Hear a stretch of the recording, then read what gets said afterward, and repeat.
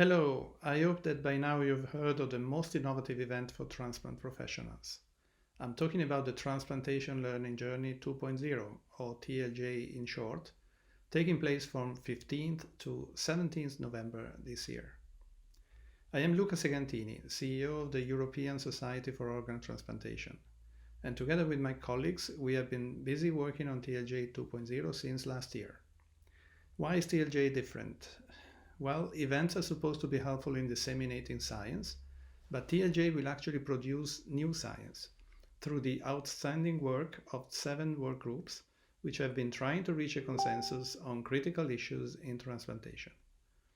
All the work of the past months will culminate in a series of exciting live sessions in November, and the outcome of each work group will be disseminated via a series of publications and multi-channel communications.